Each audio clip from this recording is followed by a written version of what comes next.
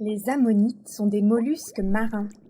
Elles appartenaient au groupe des céphalopodes, comme nos amis les pieuvres, les calmars et les nautiles.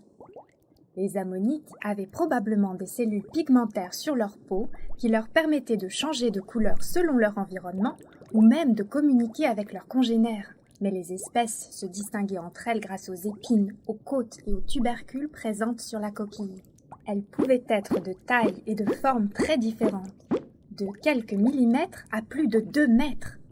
Chez certaines espèces, la taille permettait de différencier les mâles petits des femelles plus grandes. Munies d'un système de propulsion, elles se déplaçaient rapidement pour se nourrir, mais aussi pour échapper à leurs prédateurs, les reptiles marins. Les ammonites sont apparues il y a 390 millions d'années et ont colonisé la quasi-totalité des océans. Elles disparaissent il y a 65 millions d'années, en même temps que les dinosaures.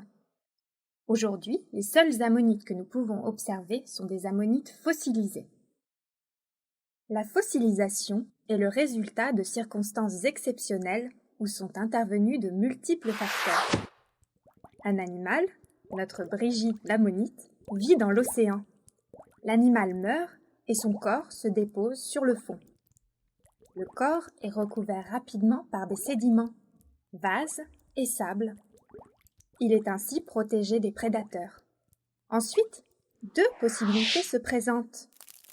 La carapace se transforme elle-même en roche. Le fossile est alors une sorte de copie de l'animal original. On parle de fossiles pétrifiés. Deuxième possibilité, les sédiments à l'extérieur et à l'intérieur de la carapace se transforment en roche. La carapace disparaît. On obtient ainsi un moulage des parties internes et externes de l'animal. On parle de fossiles moulés. Par la suite, des sédiments continuent à se déposer. Et après plusieurs millions d'années, les mouvements de la Terre et les phénomènes d'érosion, pluie, vent, gel, peuvent faire apparaître le fossile en surface.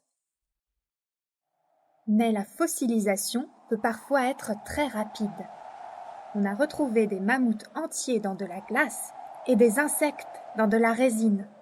On parle de fossiles piégés. La paléontologie est l'étude des fossiles et du phénomène de fossilisation.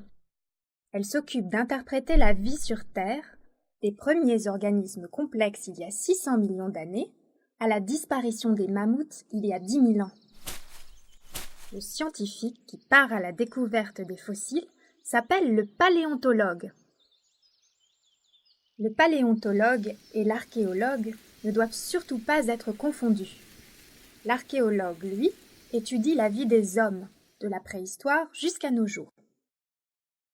Les collections de paléontologie restent vivantes et évolutives. Elles s'accroissent régulièrement grâce aux récoltes sur le terrain. L'exposition de spécimens fossiles dans les musées est aussi un moyen de les rendre accessibles au plus grand nombre et de pouvoir ainsi partager leur histoire.